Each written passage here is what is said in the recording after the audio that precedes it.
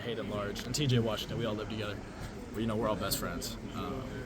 I think it's just what you didn't know what to expect when we came in here in January.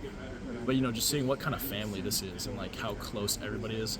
Not a lot of teams, the defense and offense are super close. But here, it's there's not even offense and defense. Everybody's really close friends. And then the coaches, just make sure everybody stays together. And I think that's one big thing with it as an offense this year is sticking together. I think the coaches have done a great job with that. I think that's the biggest thing is just being a part of a family like this, especially being away from home and all that stuff. You want to find a family, and I think say with the offense, just seems like you guys are operating with a lot more confidence. I mean, again, more experience, the cohesion kind of improves. But is that kind of what, I guess how do you feel like you are in the huddle now? Feel like under center, shotgun, it just seems like you're operating with just a newfound kind of level of confidence. Yeah, I think, building each and every week, just understanding, that experiences that I've gained, not much, but there is some there. And just taking that each game, understanding maybe 4 weeks ago it wasn't as good. The past couple of weeks have been better. And the biggest encouragement has just been seeing myself grow each week. And so seeing that progress has been really encouraging to when I step on the field. I was going to say with Caleb Brown, I mean, you talk about a guy that didn't get many snaps for the first 2 months. It really seems like he's kind of emerging as one of your go-to guys. I guess what's kind of stood out about him over the past 3 weeks? Because it just seems like he's kind of been his own element. I think it's just whenever the ball touches his hands, he makes a play. He's a hard runner. He played running back in high school, so he knows how to run the ball. He's got great hands, great routes, and so when you put the ball in his hands, he's gonna fight for those extra yards. And so I think that's just a benefit to have. What would being the starting quarterback on a 10-win team mean to you personally? Seth Anderson. Yeah, I think it would mean a lot. But, one thing that the coaches have stressed this year is, it doesn't matter what our record is. Each week we're going in 1-0 or 0-1. This is our 0-0. I apologize. Going each week 0-0 and looking to be 1-0 after each week. But yeah, that was one of the biggest things earlier in the season was whatever our record is, it doesn't matter. What matters is the task at hand and what we're going to do with it.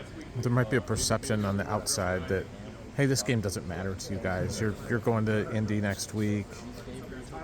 What do you say to somebody who's saying there's maybe no motivation? Maybe Iowa should sit some guys and get healthy. Yeah, I think that they don't understand what it's like to compete at this level and get the opportunity to go out Saturday or Friday. Yeah. And go and compete at this level. Every time you get to go out and grow and compete, it's just a blessing in disguise. And each week you're going to get better. And so having a game like this, you're going to go out and compete. And competing is the best part about being in college football is you get to compete against the best. And competing is the most fun part.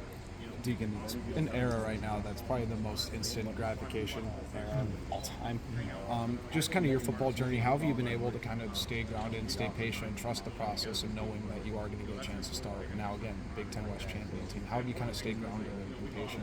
Yeah, I think the biggest thing was just finding that patience. Understanding not everything's going to come right away like the way you would want it to. You hear stories about, all these quarterback twos coming in and just lighting up the world. That definitely was not the case with my story. But each week has just been a stepping stone. Each week, I'm trying to grow. And I think just leaning on my friends and family and leaning on the coaches here. Like Coach Bud always says, to trust the process, trust what you're doing, be present in the moment. I think that's the biggest thing, was just leaning on the people around me.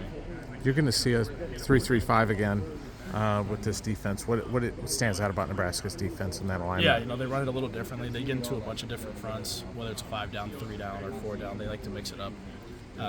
Run a couple different coverages, get to their coverages a couple different ways. But I think having the Iowa State film and understanding that they kind of, similar in ways, they're still different, but similar in ways is going to help. You look at the last 3 games for you, you completed, I think, 63% of your passes. Before that, it was like the reverse, the numerical palindrome, like 36 or something. What has changed? Has anything changed for you? Is it just becoming more in tune with the offense? I think it's just more in tune with the offense. I think, obviously I've grown a little bit and, starting to be a little more calm out there. But it's more just trusting what I'm doing, what I'm told, trusting myself that I can go out there and do it has been the biggest difference. I think a lot